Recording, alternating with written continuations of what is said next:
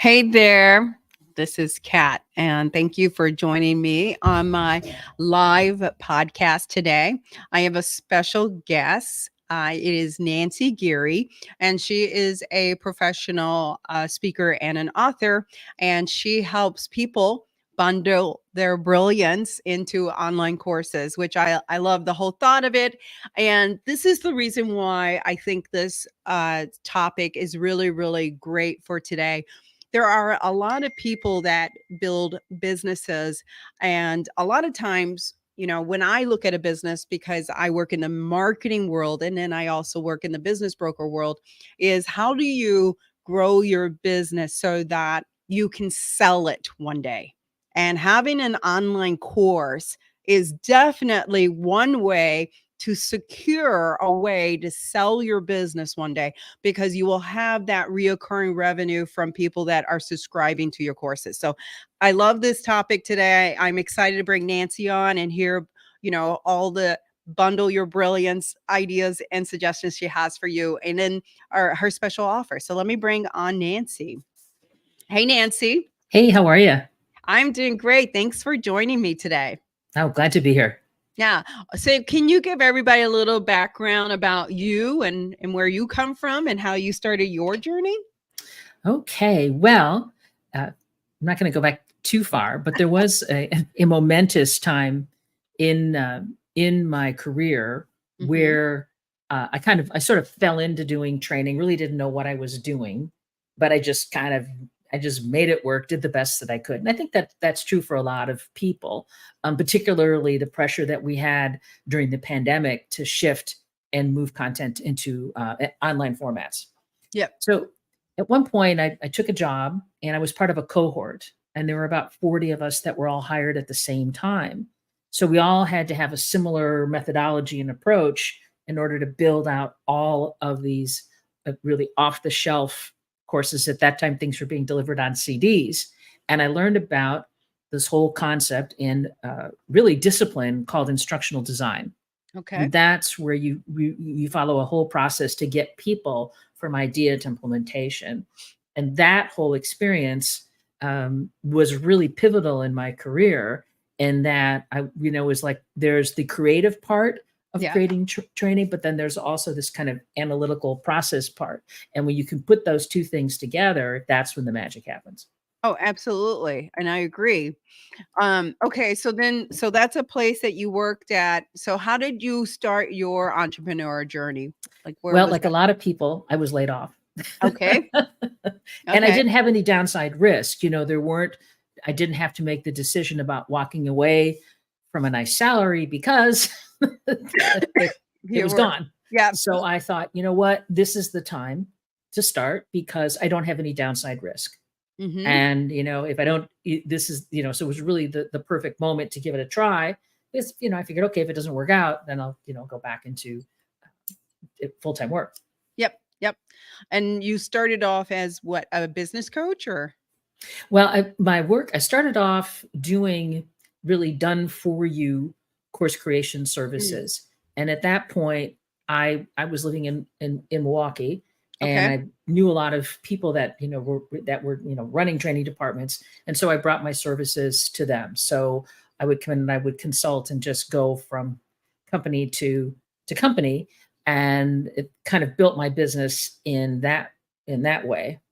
And then things started to, I still serve corporate clients, but then the thought leader crowd started to pop up, and that you've got a lot of people, great ideas, and they want to get their message out into the world, and looking at, well, what can I do from a training and education perspective to expand my reach and scale my business? Yep.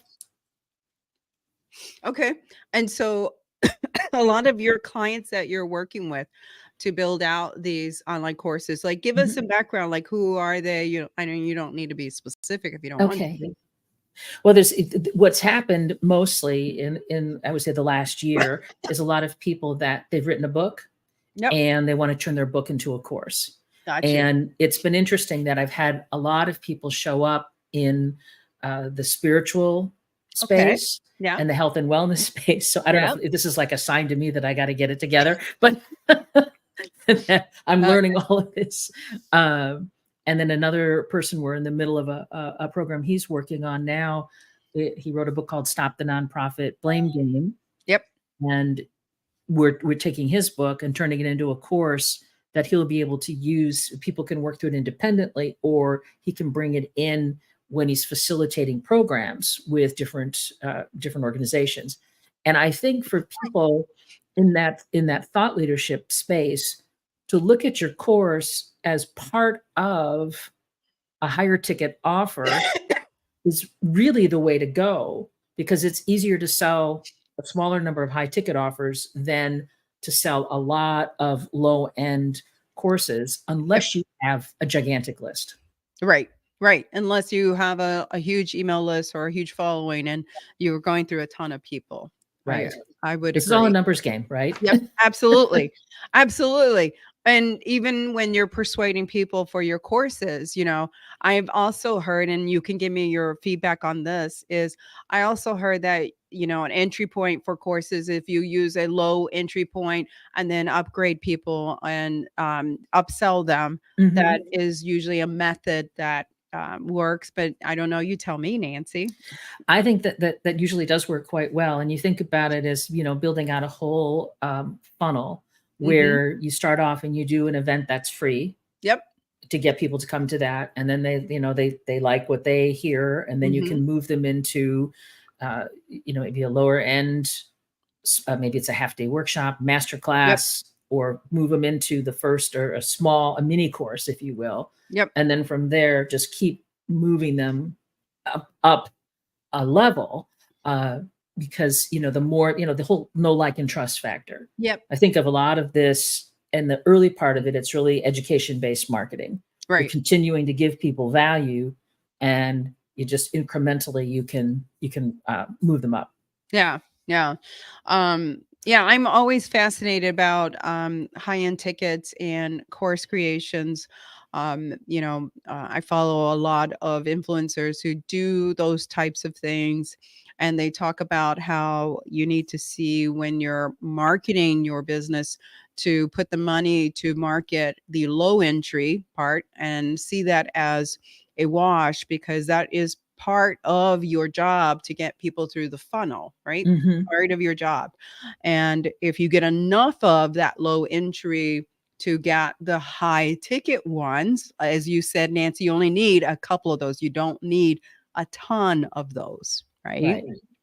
Then your process, your system is working for you. Hmm. Absolutely. Yeah. Okay, great.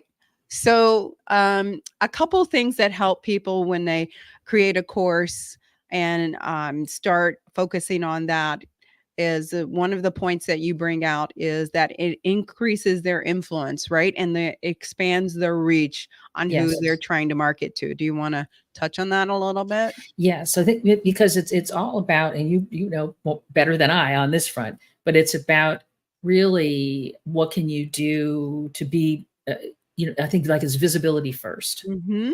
and the more people see you, the more, like, oh yeah, I need to, I did a program 2 years ago for one of the National Speakers Association chapters, and the Okay. person, because I was continuing to connect in different ways, 2 years later, I get the call saying, "Hey, I would love to talk with you about building out a program." So it's Mhm. like you never know quite when the yes is going to come.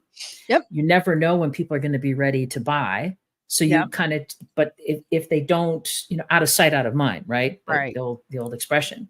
So I think it's just important. It's a great way to stay in front of people, and I like to kind of get into the groove of offering, a quarterly event that's free, where I just show up and Yep. I share whatever's on my mind at that particular point in the year. Maybe it's about, AI has certainly become a big deal. Um, and just to kind of just keep engaging with people. Yep. Yep. Exactly.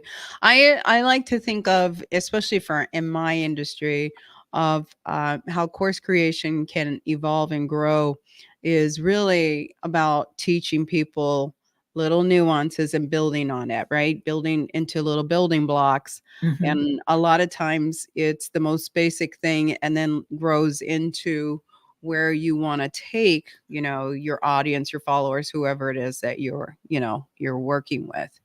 But again, it's building blocks, right? It's giving people a foundation to get their feet wet and to really get introduced to something, And people are always making the decision around, best use of time. Yep. And oftentimes if you move into a space, you think, well, how hard can it be? And then you get into it and you go, I can do this. It's not really that it's hard, but it's like, yeah, just because I can, should I? Yeah, absolutely. Okay, so the second point you make, which I really love, is so you talk about how you should be turning your expertise into interactive and engaging webinars and workshops or online courses. And this is very, very true in the fact that especially if you are currently doing workshops and webinars, this is just taking it to the next step, right? Right. I think you want to keep sort of leveling up what you do, it starts out pretty straightforward and making sure that you've got good sound so people can actually hear you. You've got good lighting so people can see you. Those are sort of fundamental things that everybody's kind of figured out now because we had to. Yeah. And then if you're doing a program, and let's say we're doing it's live and it's on Zoom, you want to be changing up how often you're on camera with how often there's a visual coming up, or when you're posing a question to the audience, because we are conditioned for things to be changing fairly rapidly, because when we're used to consuming entertainment and news on screens of all sizes where it's changing like this. So then when people get into this training environment, oftentimes there's not a lot of movement or action, and people start to pull back and get bored because their brain is like, wait a minute, it's got to be more going on here. Right. Exactly.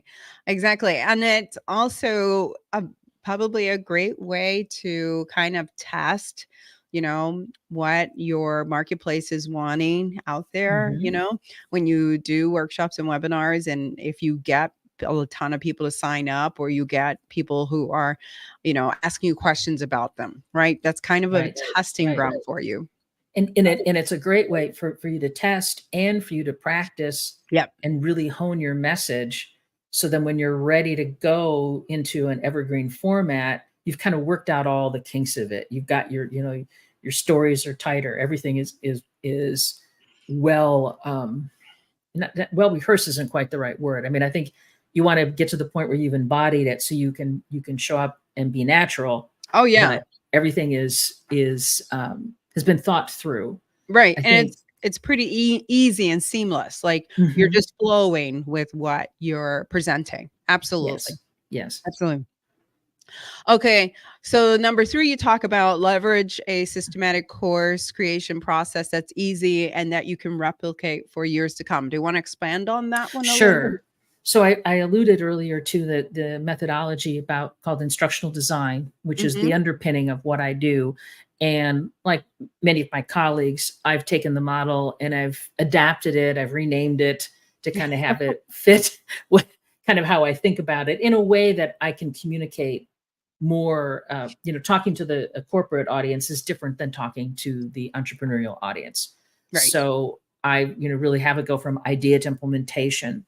So you want to start out and ask yourself the first question, if you're looking at doing something in an online format, well, why do I even want to do this? What is, at this point in time, what is this going to do? And then you want to look at who do you serve and really connect and say, okay, given my market and who I want to serve, what content then can I provide them that's going to either solve a problem or help them up their game in some way? So that's really the heart of it, is to look at, your market and who you serve. And then from there, then you look at, well, okay, now that I know what the problem is, what am I going to teach them? And then you look at, and then how am I going to deliver it? So you kind of work through and you build out what I call, it's a design blueprint, which basically is the what and the how of what your program is going to be. And then that allows you then to move into the course creation space with a very clear picture of what it is that you want to do. So you don't end up kind of going off in a lot of tangents. You've got, this is my framework, this is what I'm going to build. Then when the shiny objects show up, you go, you don't get to come today. Maybe Right. next time. Yeah. Yeah. And then from there, then you move into implementation. So it's a phased approach, and it's a bit like a funnel. Like you're starting out with the big idea, and then you just narrow down to what your program is going to be, and then build it out and deliver it. Okay. So this sounds easy enough, but I know that when people create courses, it's usually a challenge, or I hear the same thing. Oh, I'm not going to launch until it's 100% done, or it's complete. It's not there yet. I'm refining it. So what is your feedback in regards to the content and building out the Yeah. course? Well, I think, I don't think you want to, sell it, and then if people buy it, deliver it, because you're not, how do you know how long it's going to take you to really get it done and meet whatever promise you made? The flip side is you don't want to wait until it's perfect, because, then 2 years from now, you'll get your course out there, and guess what? The world has changed and you need to redo it. But I believe in doing some primary research at the beginning, and, talk to half a dozen of your clients, kind of see where they're at, run a couple of focus groups, maybe do a survey to test your idea. Yeah. And then, and after you talk to 5 or 6 people, if they're all telling you the same thing, you can stop, and then you can start to move forward. And you also have the opportunity to be, seeding your program for, hey, when this is ready, I'd like to invite you. Would you be willing to be a beta tester? You can be a founding member, however you want to do it.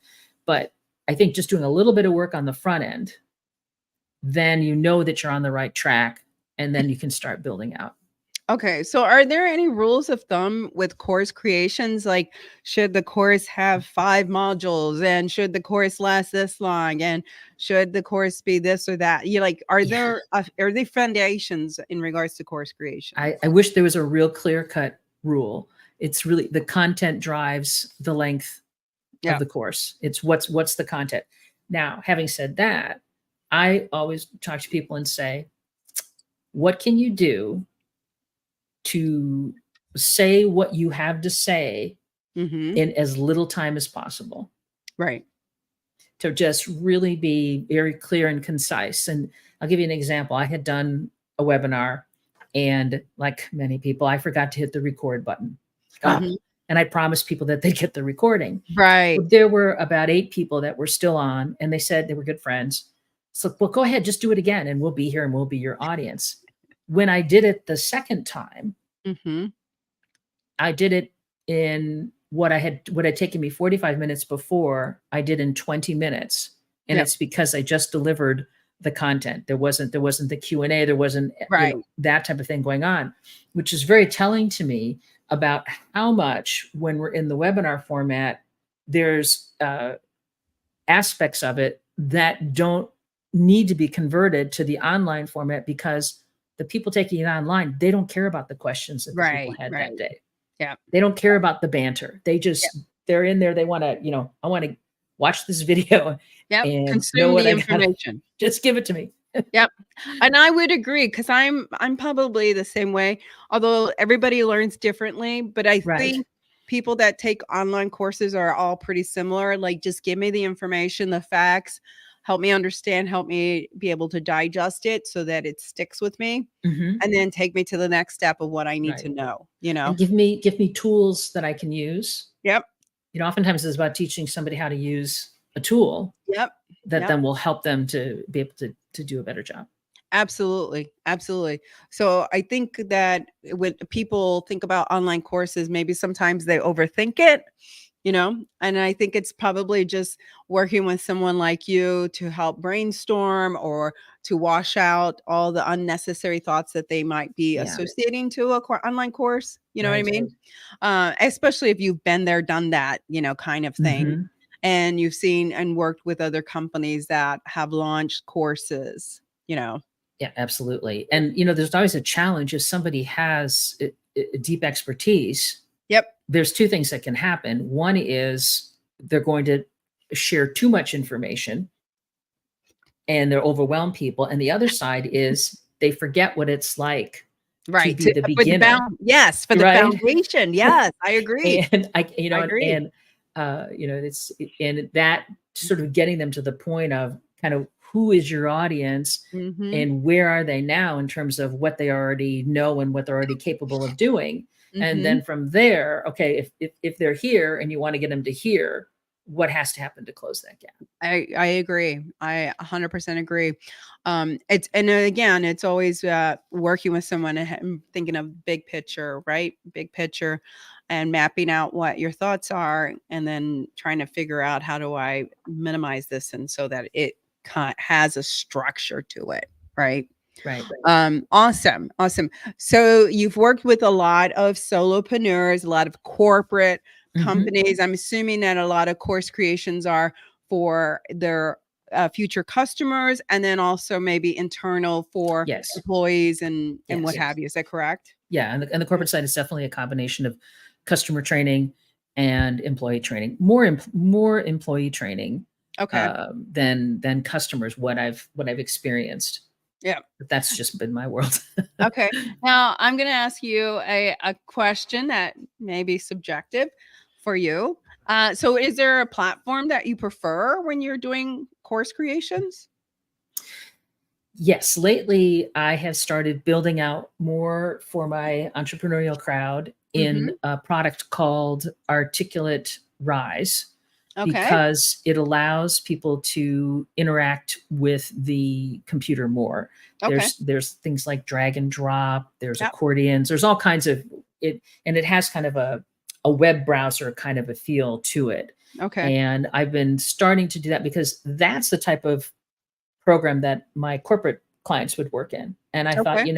I want to be able to bring that level of quality to the entrepreneurial crowd Right. because so much of what's out there now is watch a video, do a worksheet, and maybe take a quiz. And Yep. and I think that's getting kind of old. Yep. Yep. No, that makes sense. Totally. And I think the more engaging a course can be, the better for Hmm. retention, the better for a lot of things, for the Absolutely. person that's consuming it. Because again, course creation is really can be, anywhere. Like we can go on YouTube, right? And you can be Hmm. on platforms like Udemy Right. and LinkedIn Learning and your own proprietary platform, right? So lots of different places, a lot of different options for people. And I think in the situation that you're talking about, Nancy, is really owning it, right? Having it for yourself and owning it and building it out. Yes. And when you and the tool that I'm talking about is for building, and then of course then there's the place for the course to reside once it's built. Yeah. And the beauty of what I'm building in now is I can add it to a WordPress Yep. site. Yeah. And the file format is such that if you are as an entrepreneur, if you sell a program to a corporate client, it's in a format that they can put onto their learning management system Okay. because they're not likely to send people to your Nope. platform. They're Yep. going to want to have it behind their firewall. Yes. Yes. Exactly. And under their control. Yes, Absolutely. And that makes complete sense. So thanks for expanding that on certainly. a bit more. So what is kind of the investment for someone who wants to create a course? Can you give us an idea of what Wow. that that looks like? A lot of it depends on the size of the course, Yep. the type of video that you're going to use, how much editing are you going to do, so you can, uh, how much are you going to do on your own? What are you going Yep. to outsource? So you could easily, um, at the minimum, plan on around 5,000, and then Okay. it can go up from there. Okay. If it's a large multi-module course, and so that's where part of where you have to look at it and go, okay, what's going to be my ROI on this? Yeah. Yeah.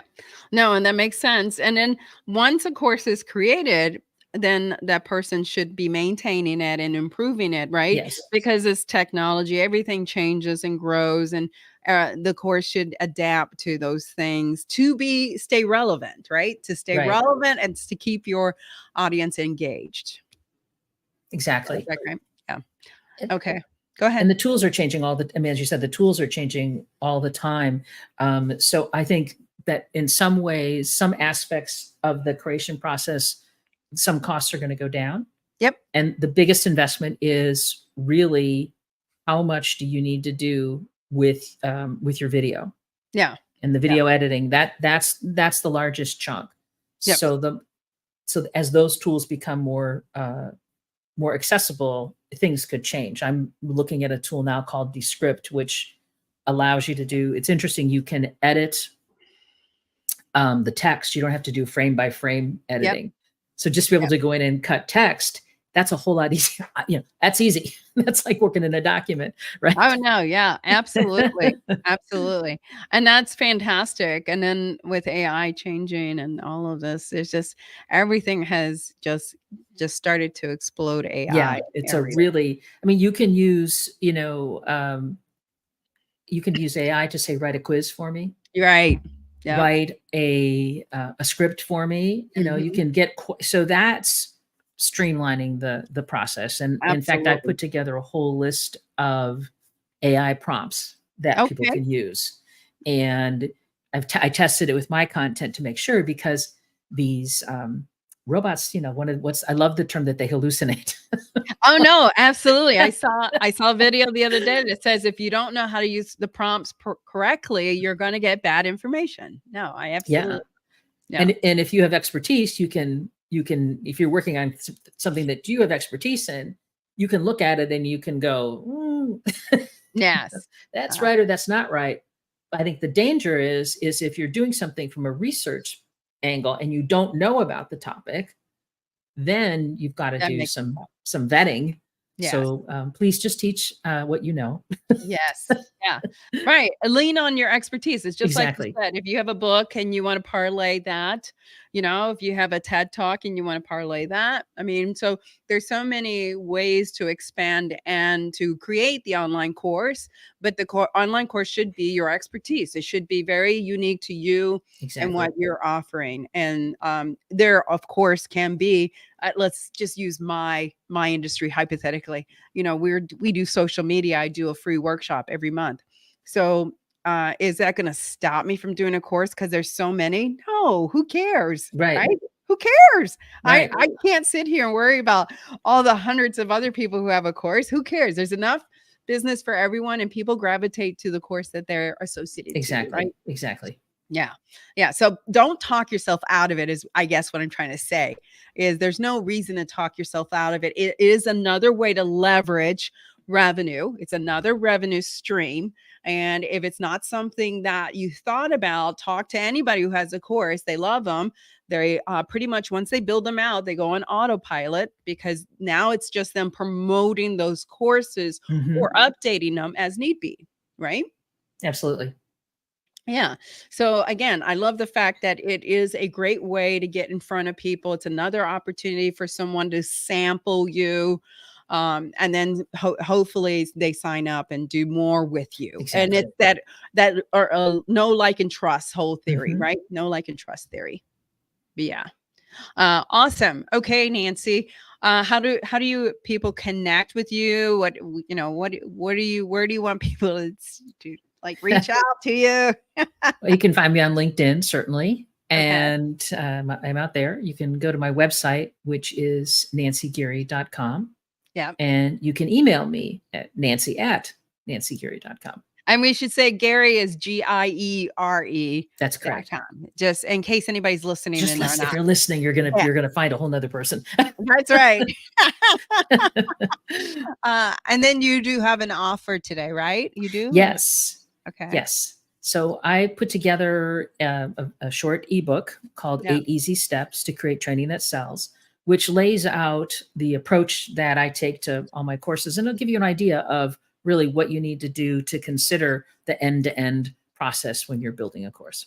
That's awesome. Thank you, Nancy. I think Oh, that's fantastic. I hope that a lot of people connect with you. I hope that this actually gives them an opportunity to sit and think about, like, man, is that the road for me? Maybe I should check that out. You know what I yeah. mean? You Yeah. know, That's and great. And at the very least, they can connect with you and brainstorm or throw some ideas, right? And just have a chat to see, is this the direction I need to go? Absolutely, because there's all kinds of ways to get from idea to implementation, and I Yep. like to meet people where they are and take them where they need to go. Yeah. I don't know if you have a category of business you work with, but I'm just going to throw out some categories that I think should think about online courses Sure. because, again, you want to think about your business model. If you currently don't have reoccurring revenue, this is a great opportunity to implement reoccurring revenue for yourself with a course creation. But also, it takes your business to the next level if you're planning to exit at some point, because there are some businesses that won't have an opportunity to sell their business if, let's say, it's a business coach and they have 5 or 6 clients. That's a hard business to sell unless you had an online course that took off, right? And you got like 200 students. Then now you have an opportunity to leverage yourself. And that's how I like to think about it for people. It's an investment in your business because in the long run, that's going to pay for your exit. It is going to definitely leverage, and you can reap the rewards from that in the end road game when you want to sell. Anything else you want to add for everybody as we wrap this up, Nancy? Well, I think just get in the game. That's right. Just get in the game. Awesome. Well, thank you so much for joining me. I appreciate the information that you shared with me and my followers. Thank you. Oh, you're very welcome. Okay. Thanks, Nancy. Thank you for joining me today on my Stand Out and Grow podcast. I hope that this was beneficial to you. If you were tuning in, I hope you left a comment where you were tuning in from. If you're going to watch this on the replay, please drop me a comment. Let me know where you're watching the replay from. I'd love to hear from you. And I hope that this, again, was beneficial because, again, I'm a big advocate of how do you grow your business, especially if you found yourself stuck, right? You found yourself stuck and you're like, I don't know how I can add more revenue. Well, this is online courses. And this is another opportunity to add more revenue, adding another revenue stream to your business model so that you do grow your business, and more importantly, that you also create an exit plan for yourself because you do need reoccurring revenue. Reoccurring revenue is really helpful in growing your business. Okay. So until next time, you guys, thank you so much for joining me. And as I always say, you got this.